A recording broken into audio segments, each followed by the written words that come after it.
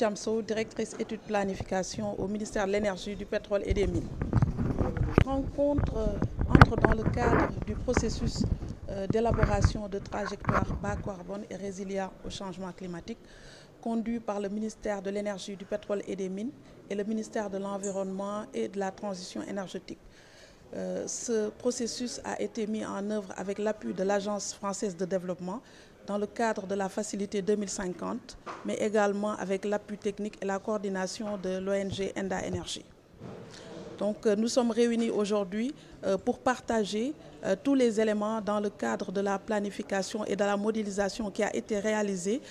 autour du secteur de l'énergie à travers différentes transitions. Donc la transition énergétique, mais également la transition industrielle,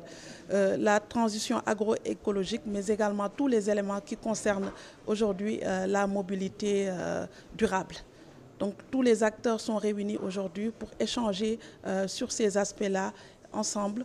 pour produire au finish, au bout du processus, la LTS, c'est-à-dire la stratégie à long terme du Sénégal, qui est battue aujourd'hui autour de nos priorités dans le secteur de l'énergie qui concerne l'accès universel à l'énergie, la baisse du coût de l'électricité, et toutes les autres priorités qui ont été déclinées dans l'agenda national de transformation, mais également dans la lettre de politique de développement du secteur de l'énergie.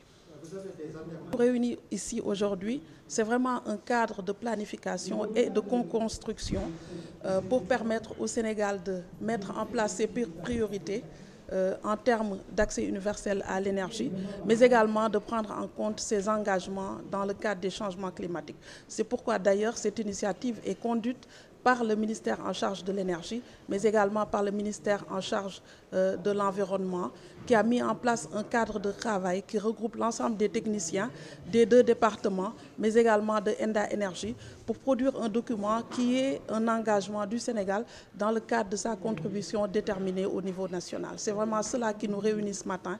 et ça s'est fait dans un cadre hautement participatif avec tous les experts, y compris des deux ministères, mais également y compris des universités, des ONG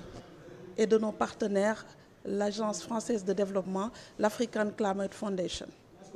Pour revenir sur ce qui nous réunit aujourd'hui, je pense que le Sénégal a atteint quand même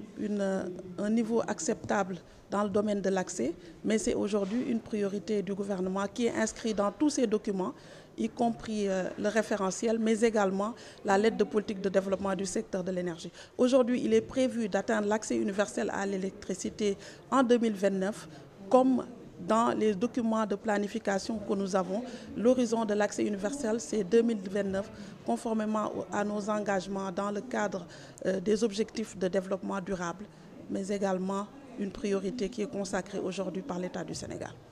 Aujourd'hui, les défis, c'est ce que nous sommes en train de faire dans le cadre de ce travail-là, des défis en termes de regroupement aujourd'hui